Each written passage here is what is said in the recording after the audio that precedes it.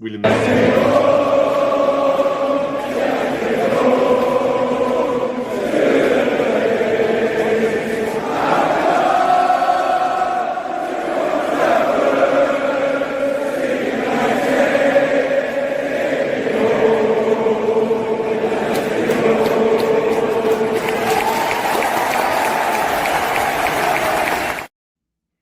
Hello everyone, and you're very welcome to the Man United Agenda. Your full-time score: Everton 0, Manchester United 1. 3 points in the bag, and Colm here is modelling Mr. Benjamin Šeško, our goal scorer.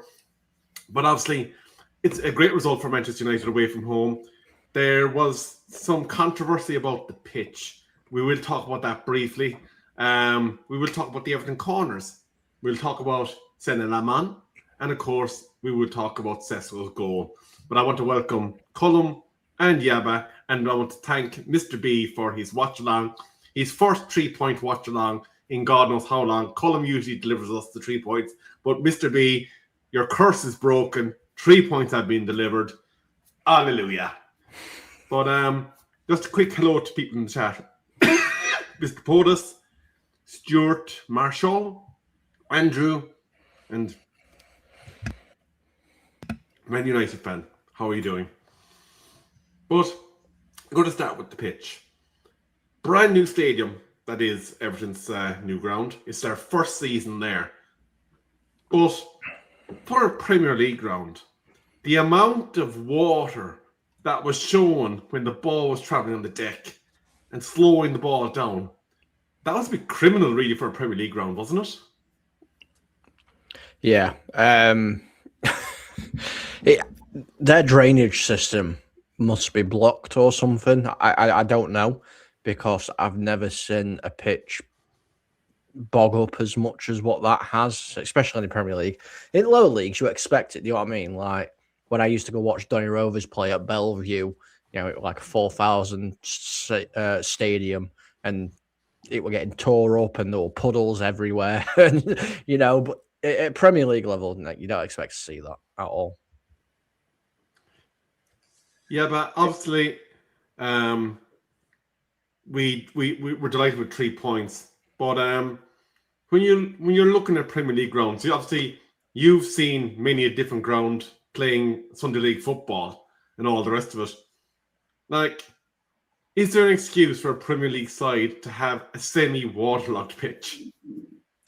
Yeah, there is an excuse. I think Alex Ferguson knows about that. He used to water his pitches to make it slick and wet for European sides coming over. You can. Look, you only have to look at cricket with the groundsmen, what they do to wickets sometimes to manipulate the surface to benefit the home side. It happens a lot in sports. So I'm not saying there's any sort of crafty dealings going on by Everton to make the pitch slow and wet and more suited for their batting style and less suited for slick, good football. I'm not suggesting that at all. But all I'm saying is we got the result in the end, and whatever the conditions, both teams have to play in it. And yeah, it's very rare to see that in the Premiership, because obviously the great conditions of the pitches and everything, it's like carpet. So it's a rarity, but we grew up in the 70s and 80s, and we saw I remember Derby Football Club, when they won the league, their pitch was like a farm. It was like a mud den. Even Old Trafford used to be terrible, a terrible pitch, always muddy. So look, we've come a long way. So it's just a bit of a rarity to see something a bit poor pitch wise. Yeah, absolutely. I suppose I think that the real thing that stands out is it's a brand new ground, and you'd have thought that people would have got the right kind of drain systems in and whatnot. But look, we came out of there with 3 points. We'll take it. But I'm going to throw a stat at you, actually. It's not to do with tonight's game, but we continue it after tonight's game. In the year 2026, Manchester United are the only Premier League side to not touch defeat in the league. Is that a testament to Michael Carrick and getting rid of that wonky system that we had? Or is it a case that the players have just all hit a kind of a positive mindset and are fighting for the team again. Your thoughts, lads? Go on, yeah, but I'll let you go. Okay, yeah, thanks, Colin. I just think I can see you thinking there that I don't want to go dwell into this too deep. Like there's something. So, yeah, Michael Carrick's done fantastic. Look, there's no doubt about it. But going into a game like this, remember Everton beat us at home 1-0, and I was thinking, I hope we get them back 1-0 at their ground to show them because they're tough side. They're rugged. They've got to play some dirty games, on the pitch as we saw today. So that was a tough test to come through. And look at this. We kept our first clean sheet away from home and it happened under Carrick. We're unbeaten under Carrick. We've gone to Everton and showed a different way of winning the game by battling out and having our backs against the walls. And they're putting them giving us all their strategies and all their tactics, dirty tactics and tough tactics. It's fair, but it's firm, and we had to deal with it. And we come through it. We come through a lot of hard day, and that was another one today. So well done to Man United. Well done to all the players who are getting behind the manager and start to show their worth. Mm. Yeah, I mean, we've gone from a bit of a system of square pegs in round holes. Now we're playing players in their preferred position and we're getting the best out of them. If you want the best out of Bruno, play him as a 10. If you want the best out of Ahmad, play him on the right wing. If you want the best from your defenders, stick Harry Maguire next to somebody, because yeah. What did you say? Yeah, if you want the best out of your defenders, stick Harry Maguire there. Because everybody, not just this game, for the past 10 games, everybody's levels have stepped up. Yeah. Actually, speaking of Harry Maguire, I was going to leave this to Rio and the aftermath tomorrow, but he obviously had to make an adjustment today because obviously we lost the Butcher, Licha before the game to an injury. It looks like it's going to be 2-3 weeks. We'll get more details over the next 24 hours, I'd imagine, and Rio will be bringing that to you tomorrow. But he had to change the side of the centre-back partnership that he was playing. And there wasn't a thing that Harry Maguire was at fault for in the entire 90 minutes. How impressive is it for you to switch your side of the partnership? Yeah, it's really, you got to give credit to Harry Maguire for being able to switch. And obviously he's working with a new defender. I mean, Yabba's beaming here. He's proper beaming. He's loving this. And he was vital today, the amount of headers and clearances he did today. But not only that, he protected Yoro a lot today as well. Yoro's been out of the team. He's had a bit of bad form and he's come back into the team now. And he was helped throughout the whole game by Maguire because, when Maguire's in the form he is in, he's probably one of the best defenders in the Premier League at times. We've seen what he can do for England when he's put on that shirt, and he's doing that now at United. I'd just say this, unbelievable. I mean, my glory days are here right now. I back this guy. I know, look, you asked the question. Let's go back to the question. I backed this guy from day one. His quality. When he was at Leicester, and when he was before that, I've watched him. I'm watching it in the World Cup. I thought this guy's got a lot about him because like you talk about players like Rio Ferdinand, John Terry. They're two players I thought, proper players, because they can play on the ball, they can defend really well, especially Terry, and distribution is fantastic. And when I saw Maguire coming through, I thought, wow, what has he got that Terry hasn't got? He defends with his life. The game like today, he saw how he defended, and he can spray the ball around the park. Don't have to be quick like Terry, like Rio Ferdinand and all that kind of thing. He's just like John Terry in a way that he's got attributes like that. He can head, he can defend really well, he reads the game pretty well, he's got good distribution, pass as well, and he's just a warrior at the back. So really pleased. I don't think it makes too much difference. He's played at the left-hand side a lot of the time, Rebel. So when he's going forward, you talk about when he's on the right-hand side, he can switch to play as diagonals, but he can also do that from the left-hand side. He carries the ball really well. He dribbles with his outside with his right foot, touch, gets himself up the pitch really well. You saw him today, he went on a little run, went up to the pitch and someone gave it away, he had to get back. He's got that about his game. A magnificent defender. I've said it for a long time now. It's not about I told you so or anything, but I feel really happy that someone, has turned it around and made people rethink how they look at somebody, because all the stuff that he was getting before, all the grilling he was getting before was undeserved as a player. And it was all about like social media, slaphead, all this kind of negativity that sticks. We were like bullies. A lot of people were like bullies and just doing it because it sounded like fun and taking the mickey out of somebody. When we're just dealing with football, he's a fucking brilliant player. Excuse my language. I never swear, but an effing brilliant player. I will agree with you, yeah, but we have to give Harry Maguire his flowers. But I think I said this plenty of times in the Man United agenda. I felt the biggest problem that Harry Maguire had was what he was wearing on his sleeve at times, the weight of that captaincy. But that is a debate for another night. Another night, but I would just say B-O-L-L-O-C-K to that. That means nothing. You know it. Come on. I am going to move on to a few more of the talking points. But before I do, Stuart Marshall is arbitrating for Sesko to start against Crystal Palace. Andrew Williams is saying Terry way better than Maguire. You can debate him on that another night, yeah, but I'm not letting you do it tonight.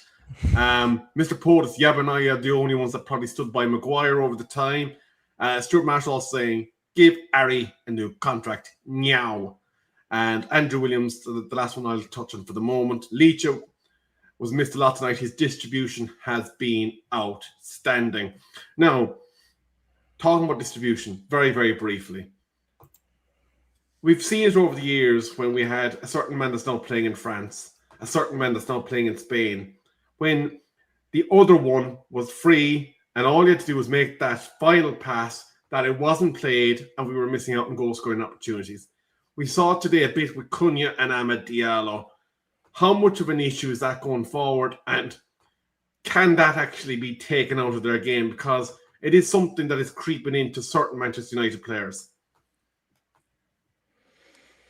I mean, of course it can be taken out of the game. I mean, one of them's still technically learning his trade, in Amad. He's not in his peak performance era yet. So that can be trained out of him. With Cunha, I feel like it's something we need to accept a little bit with Cunha, because he might do this, he might give the ball away, but then, he goes on a little run and beats 3 or 4 people. It's a bit like, everybody has heard me on this channel constantly moan about Bruno Fernandes's Hollywood balls. But you can't, I've just learned you've got to accept it, because yes, 4 out of 5 of them might not work, but that one will, and we might end up scoring from it, and it might be amazing. I think it will work. I don't think you can train it out of Cunha. Amad has still got a bit of time, but I don't see it being much of a problem, to be honest. I am conscious of the time, so I'm going to flip the question for you. We watched some questionable Everton tactics from corner balls today.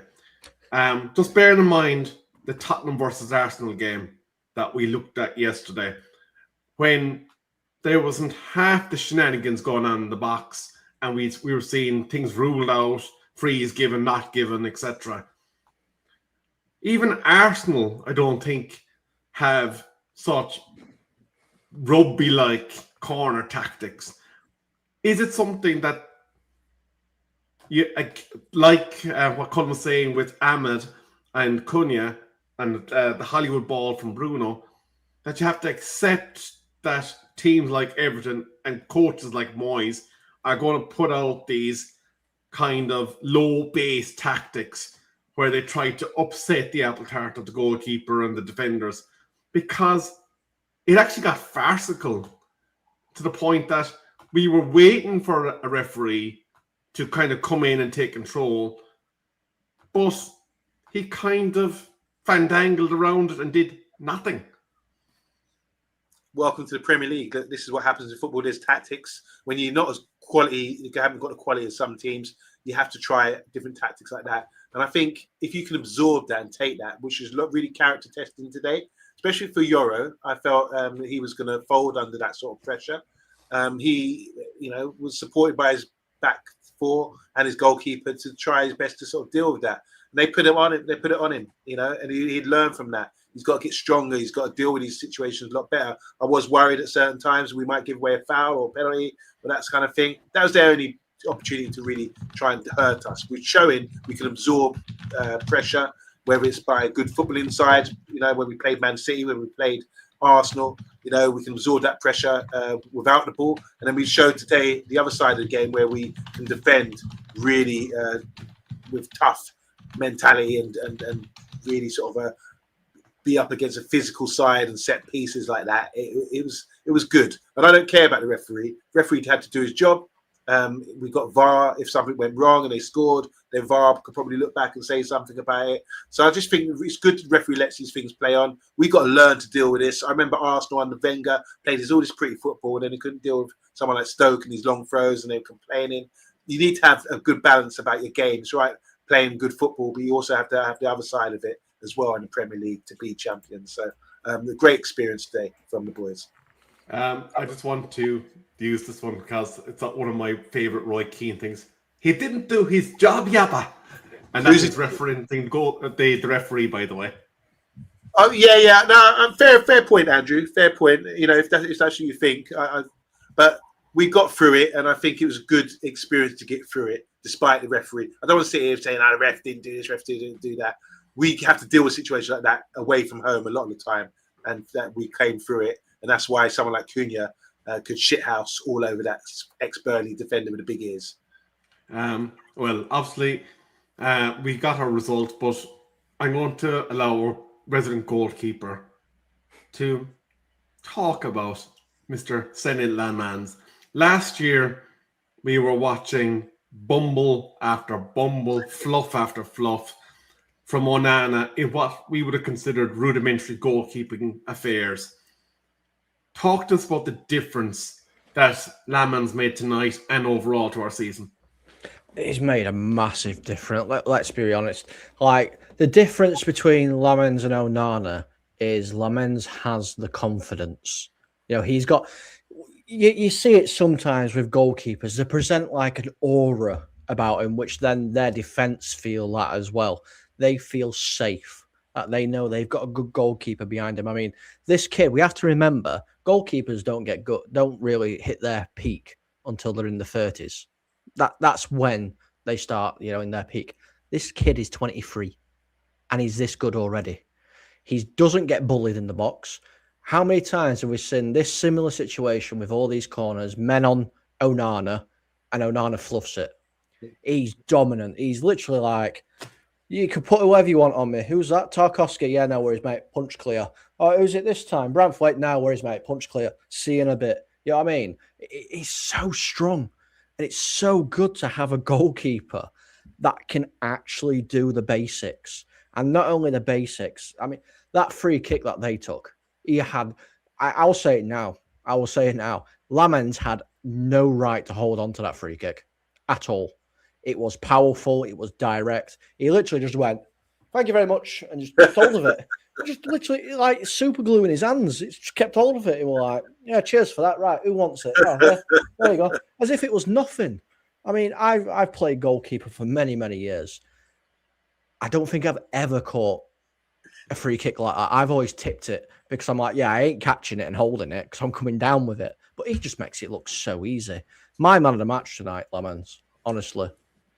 Yeah, I just want to say hello to Kevin Matthews. My first time seeing you in the chat. Not sure if you were in with the lad in over the last couple of days, but a big shout out to you. And Andrew is obviously nodding there. I can't see him nodding, but he's nodding to everything that Colin was saying in regards to Senne Lammens.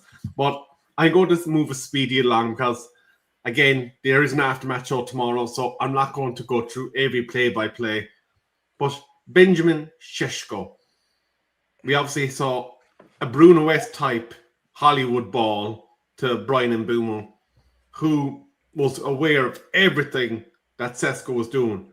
But that burst of pace, and I suppose the finish, that was kind of the coolness of a seasoned striker like a Lewandowski or other kind of top goal-scoring strikers that we've seen throughout the ages. Is this Sesko begin to say, I am here, I'm a Premier League striker, and you can trust me, boss? 7, 8 goals now he scored. The goal he scored today, I mean, he put the work in. He got, they were deep in their half, and he sprinted the way. He sorely anticipated what was going to happen, saw golden opportunity to get fed, and he was spoon-fed. Yeah, and he didn't spill his dinner. He just slotted it away. It's really easy to do that. You look at the basics, how simplicity. You're a professional player. That's a basic. You should finish that. But it's the way he was fed. It was a great goal. Great run by Mbeumo. Great, vision and the way to set him as well. And it is, Sesko was hungry. He got away. I mean, as a defender, you're playing deep at the pitch and they break like that, and you get burnt for pace. You got ripped to shreds, Tarkowski. Your ears are probably holding you back while you're running with the breeze, that kind of thing. Shame on you, because you're a bit of a shithouse defender, and I like that in people. But you had to take your licks today. Not only did Cunha wind you up when he was, giving it to Ghana, but you got roasted for pace. And then when you saw my man, you probably shouted something, oh, you're going to fumble it or something, because you realised you weren't going to get there. No, Sesko, done his thing and slotted it home past the England goalkeeper. Nice and easy. Looks easy, but it's not that easy after bursting that for running 70, 80 metres like that. But it's a great goal, and long may his confidence continue. Just going back, we talk about assists and all that kind of thing. Dennis Bergkamp said the other day, he was asked, do you like goals or assists? Dennis Bergkamp said assists. Cantona would say the same thing, I like assists. When you're in a good team, and you start, because Cunha got credit. You can see he got hugs and all that for his ball, and, and Mbeumo got credit for the pass. When you're a good team, a good atmosphere, and you're winning and you're doing really well, you'll start to assist more, because you realise, it's not, there's no individual thing going on here where I'm going to do this, I'm going to shoot, I'm going to score. That goes out of the game. So the more we have this harmony with the team, the more we start winning and getting performances, I think that will all increase with assists. So I don't think that's an issue. Really happy with the performance, really happy with the result, and really happy being a Man United fan right now. Long may it continue, man. We've got a good team. Obviously, Colm, I'm going to ask you to talk about the goal as well, but obviously Ruben Amorim was pushing for another striker, one that is with current league leaders. For how long? Probably not long. I reckon City are still going to haul him in, but Victor Gyökeres could have been the player that we signed, and it seems like he's a bit of a relegation fodder, to quote Rio, stat padder, whereas Sesko is getting us big goals at important times. Is that a key difference in what you look for in a striker? And talk about the goal as well, obviously. Yeah, I mean, it is a key difference. I mean, let's not twist things. Gyökeres is a good striker. Let's not pretend he's not. When he's on form, he's a good striker. This season, he's kicked on a little bit now, but, for quite a lot of it, has been the BTEC Sesko. Let's be real. I think we got the better deal. 100% we got the better deal. I prefer Šeško over Gyökeres. And, I mean, going on about the goal, I mean, we were talking, obviously, whilst the game were on in our private chat, and you said, I didn't realise Šeško was that quick. And I was like, if he's got the space and he's got room to open up, he's rapid, ridiculously quick when he turns the burners on. And I mean, it's a nice, calm, assured finish. We've seen many, many people in that Man United shirt over the years. Some of them slotted that away. A lot of them didn't. If we look at Rasmus Højlund, who he didn't, in those opportunities, he didn't always put them away. Even some of our bigger players, missed those opportunities. But I think Šeško's got a very good, bright future here at Man United, and he's finding his form. And this is what we need to do. We need to keep providing these opportunities for him.